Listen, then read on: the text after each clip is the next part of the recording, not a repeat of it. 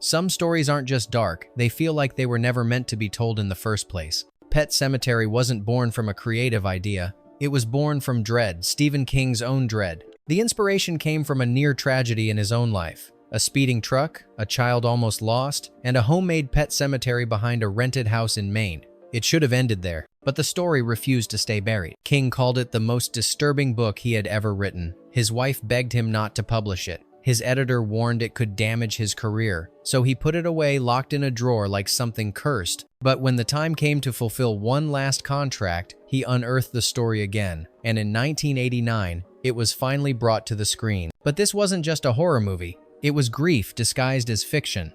A story where death is permanent, but denial is stronger. A story that asked not what happens when something dies, but what happens when we refuse to accept that it has. Behind the camera, strange things began to happen. Actors carried private sorrow into their roles. The ground where they filmed felt wrong. Scenes blurred the line between direction and emotional breakdown. Some still say the film never really let go of them. These are 20 weird facts you didn't know about Pet Sematary, 1989, unearthed from behind the screen and never truly laid to rest. Fact Hasson, Stephen King didn't want you to read this story. Not ever. Stephen King has written about killer clowns, rabid dogs, and haunted hotels, but none of those stories disturbed him like Pet Sematary did. This one came from real life. A stretch of highway in Maine where trucks flew by with reckless speed. A cat, his daughters, hit and killed. A makeshift pet cemetery built by neighborhood kids behind his house. A toddler, his son, who once wandered toward the road when no one was looking. He caught him in time, barely. From that near tragedy, a story formed. One so dark that when King finished the manuscript, he showed it to his wife Tabitha, and she told him to never publish it. His editor echoed the same warning. It's too bleak, they said. Too much. So King did something rare. He buried it. Not literally, but close. He locked the story in a drawer, believing it might never be read. Years passed. But when he owed one last novel to his publisher under contract and didn't want to part with new work, he reluctantly dusted it off. Pet Sematary was released and quickly became one of his most infamous books. King has since said it's the only story he's written that genuinely frightened him, not because of monsters, but because every part of it could have been true. If the writer himself tried to bury it, were we ever supposed to dig it up? Fact Hash 2. The Pet Cemetery in the film was built on land that didn't want it. The eerie little graveyard in Pet Sematary, where broken toys and handmade markers stand in crooked lines, looks like something designed to scare. But it wasn't just a set, it was constructed in Maine, near the very land that inspired King's original story. And it didn't behave like a normal set. From the beginning, crew members reported strange malfunctions, lights flickering without cause, sound gear picking up static and low voices no one remembered hearing, batteries died faster than they should have. One camera operator said the playback on his monitor distorted faces only when they were in the cemetery. Some crew began leaving small objects at the site, coins, flowers, even handwritten notes, not as props, but as offerings. Director Mary Lambert noticed it and let it happen. They were scared, she admitted. I was too. There were rumors that the land had its own local legends. Some whispered it was once a native burial site, though no one could confirm it. Others said wild animals avoided that stretch of forest entirely. The cemetery looked real because, in many ways, it was. And the atmosphere it created was not just visual, it seeped into the cast, the crew, the performances. Can a fictional graveyard still feel cursed if everyone who stands in it believes it is? Fact Hash 3. Gage's death scene was so authentic, people questioned if it should have been filmed. It's one of the most emotionally devastating moments in horror history. Toddler Gage Creed running into the road, a truck barreling toward him, and the crushing silence that follows. The scene doesn't rely on blood. It doesn't need to. The emotional violence is enough. But how did they film something so haunting with a 2-year-old child? Director Mary Lambert used a mix of tricks: editing, forced perspective, dummies, and stunt doubles. But what sold the scene wasn't technique, it was the stillness. The falling shoe, the scream, the father's sprint too late to matter. Audiences were shaken. Some critics argued the scene crossed a line, exploiting viewers' deepest fears. Studio execs asked Lambert to soften the moment, but she stood firm. If it doesn't hurt, she said, it isn't honest. Miko Hughes, the child actor, was never in danger. He didn't even understand the story. But adults in the theater did, and many never forgot it. Should horror show us the things we hope never happen, or the things we already fear too much to face? Fact Hash 4. Fred Gwynne didn't just play a man who understood death, he lived it. When Fred Gwynne was cast as Judd Crandall, the wise, weathered neighbor who delivers the film's most iconic line, "Sometimes dead is better," some questioned the choice. Gwynne was best known for playing the goofy Herman Munster on television. How could he possibly sell sorrow? Then he opened his mouth. Gwynne's performance is steeped in weariness and subtle pain. His eyes carry a heaviness that can't be faked, and that's because it wasn't. In real life, Gwynne had suffered two unbearable losses. One of his sons died, young of drowning, another from a brain tumor. These tragedies weren't acting fuel, they were scars. When he talks about the cost of bringing something back, he isn't warning Louis Creed, he's talking to himself. He almost turned down the role, but something in the script pulled him in. Maybe it was grief, maybe it was guilt. On set, he rarely joked, he stayed quiet between takes. He asked for fewer close-ups. After filming wrapped, he never spoke about Pet Sematary publicly again. So here's the question. Was his performance unforgettable because he was a great actor, or because he was the only man who truly knew what Judd meant? Fact, #5. Zelda was meant to haunt Rachel. Instead, she haunted everyone else. Of all the horrifying moments in Pet Sematary, one stands apart not because it's supernatural, but because it feels deeply wrong. Zelda, the skeletal, twisted sister of Rachel Creed, dying of spinal meningitis, screaming in her bed. Her appearance is grotesque, but what unsettled viewers most was something harder to name: an emotional disturbance, not just a visual one. The reason? Zelda wasn't played by a woman. She was portrayed by Andrew Hubatsek, a male theater actor with a long, narrow frame. Director Mary Lambert specifically wanted something unnatural, something the audience wouldn't immediately register, but would instinctively recoil from. Zelda's movements were exaggerated, her voice pitched, her limbs spasmed in ways that bypassed reason and went straight to the subconscious. Lambert admitted even she had nightmares while editing those scenes. Audiences screamed in theaters. Some looked away, others walked out. Many assumed the horror came from the disease, but it came from something deeper, the fear that what we love can become monstrous, not by choice, but by decay. Was Zelda terrifying because of how she looked, or because she reminded us that death doesn't always wait to be buried? Fact #6. A fire nearly erased everything, including the film itself. Midway through production, disaster struck. A fire broke out at one of the locations where film reels and props were being stored. It happened overnight. No one was present, no one was harmed, but key materials were nearly destroyed, including raw footage of some of the film's most critical scenes. Among them, the resurrection of Gage. The blaze melted prop storage, damaged cameras, and scorched lighting rigs. By the time the fire was contained, the production had come dangerously close to collapse, but the footage survived barely. The reels had been moved one day prior due to a scheduling change. No official cause was determined. Faulty wiring was the safe answer, but some crew didn't believe it. They whispered about the location, about what they'd felt there, about the sour ground the story kept returning to. Mary Lambert refused to discuss it in detail, but she admitted later, "We were lucky, too lucky." If the film about resurrection nearly burned before completion, was that irony or a warning no one wanted to hear? At this point, you might be wondering, was the real horror in what we saw? Or in what the filmmakers chose not to show?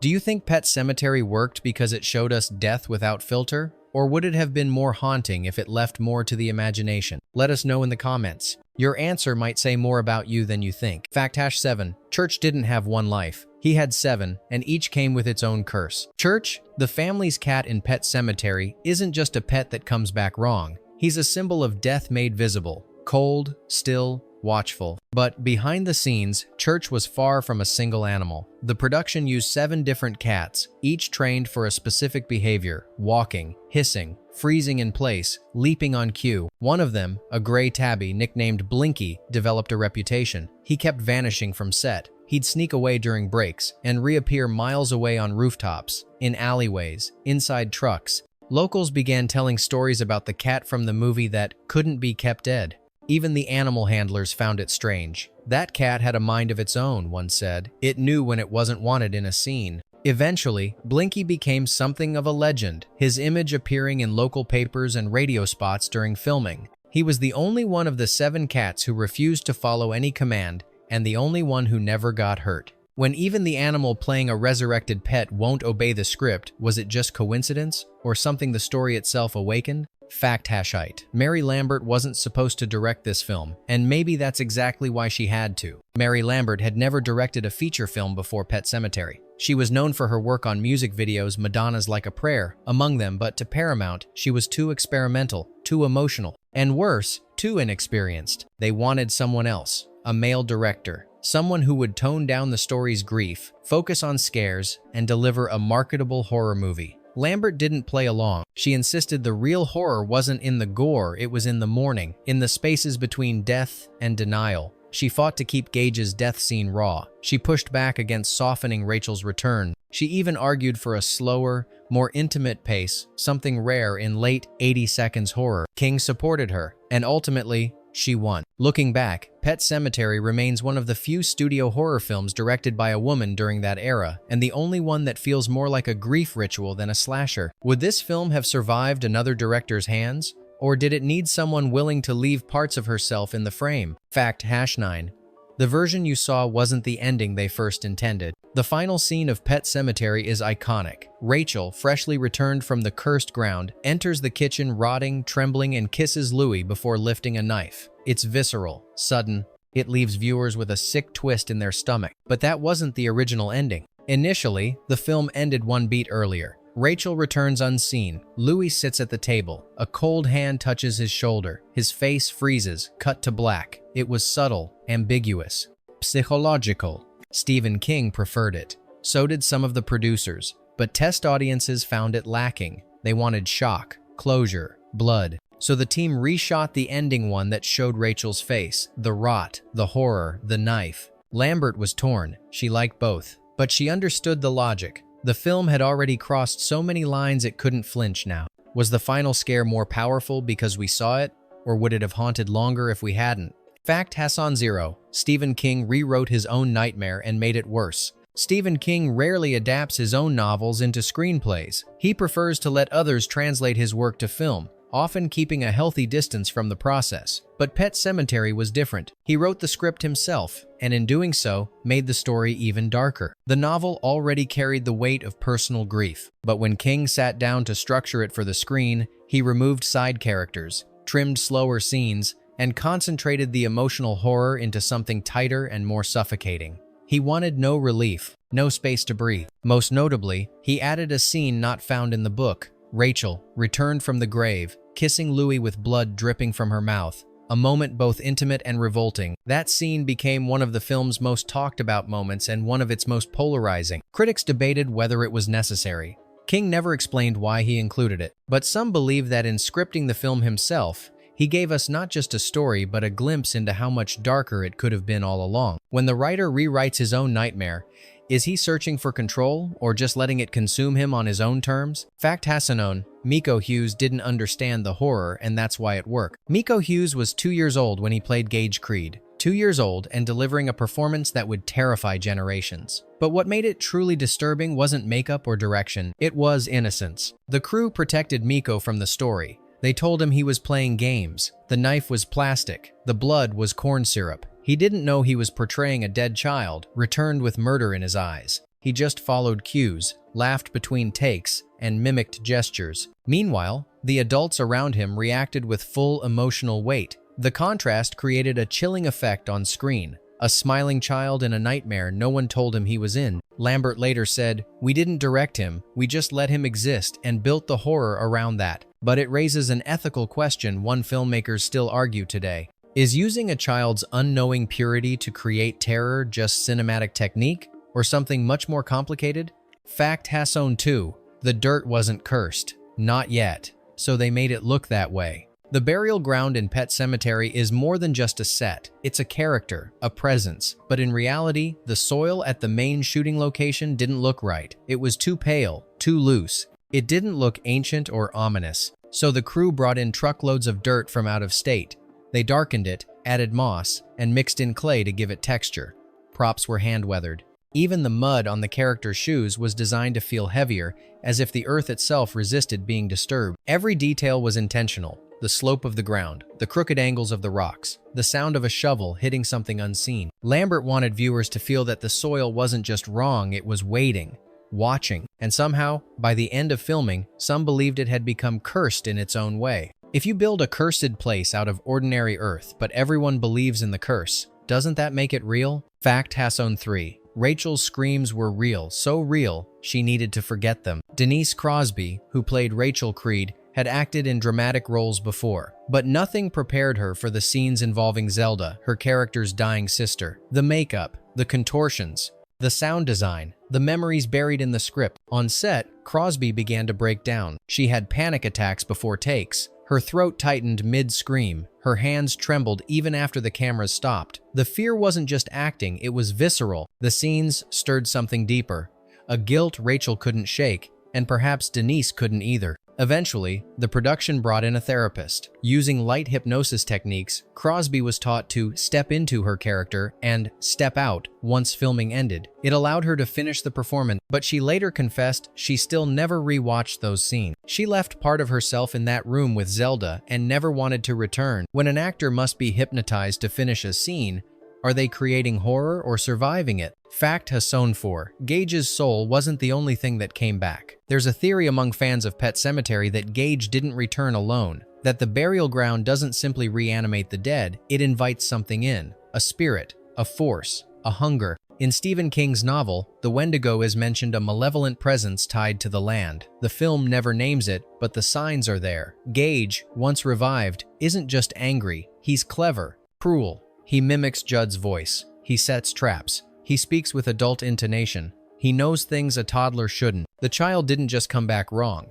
He came back knowing. Mary Lambert never confirmed or denied the theory. She liked it better that way. The unknown is more terrifying than the revealed, she said. What's more, frightening your child turning into a monster, or your child being replaced by something that wears their face. Fact Hasson 5. One shot, 5 seconds. And a threat to kill the film. Gage's ambush of Judd Crandall hiding under the bed, slicing his Achilles tendon is brief, brutal, and unforgettable. It lasts less than 5 seconds, but it nearly earned Pet Sematary an X rating, the kiss of death, for any mainstream release. The MPAA called it excessive. Executives at Paramount panicked.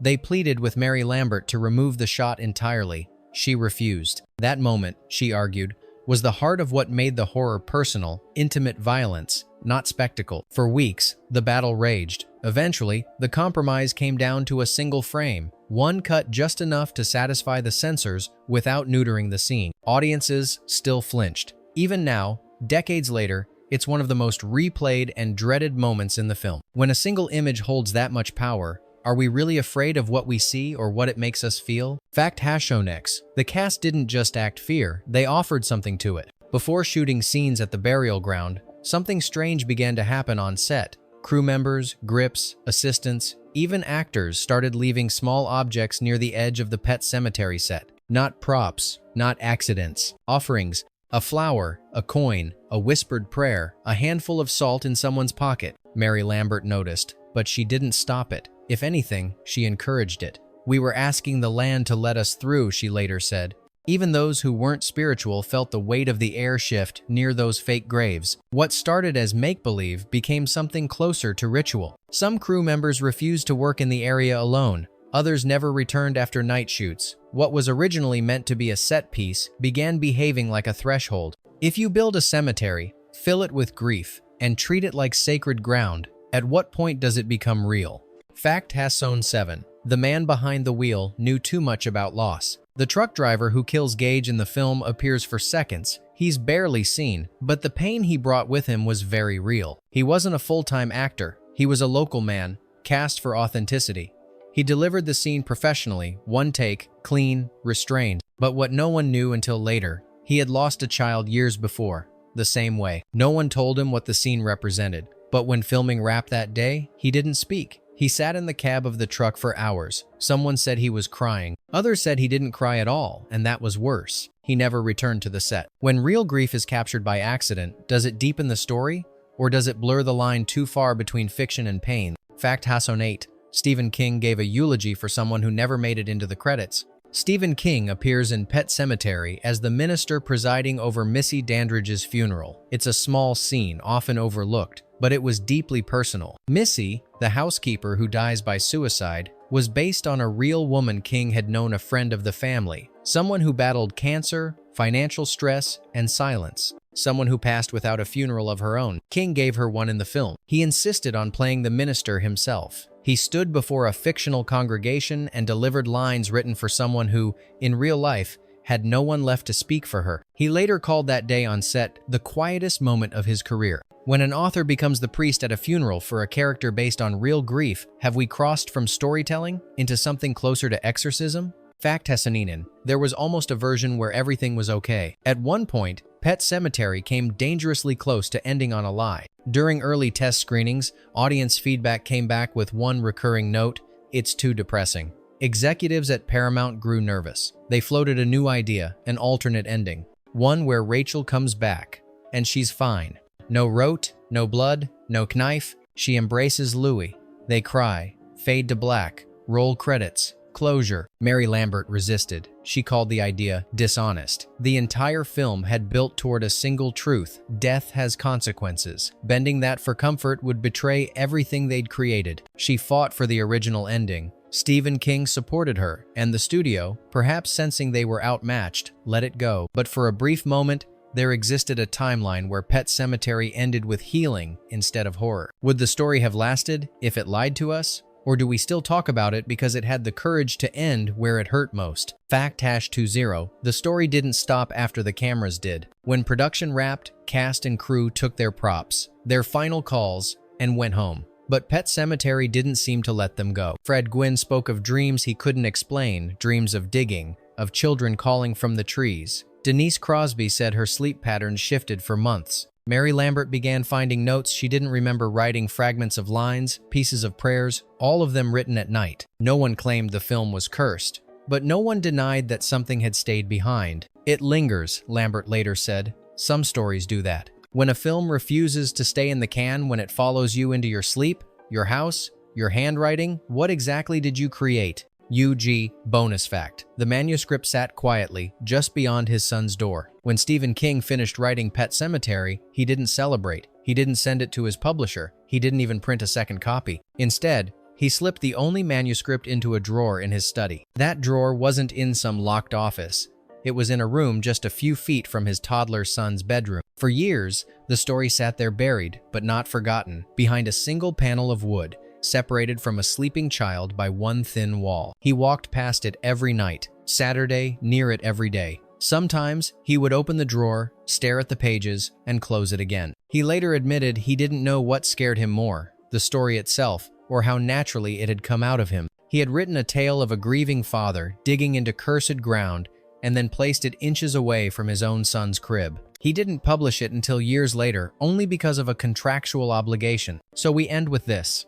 When the line between fiction and reality is just one wall thick, one drawer deep, what exactly are we keeping out, and what are we keeping in? Some stories fade when the credits roll. This one didn't. Pet Sematary wasn't just a horror film, it was an echo of grief, of denial, of how far a parent might go to undo the irreversible. What stayed with us wasn't just the gore or the grave, it was the silence that followed. Now, we want to hear from you. Which truth hit hardest? The fire? The real funerals? Or the fact that even the cat wouldn't stay put? Tell us in the comment. Was the real horror in the burial or in the choice to dig in the first place? And what story should we uncover next? Subscribe if you're not afraid of the next layer. We've only just started scratching the surface,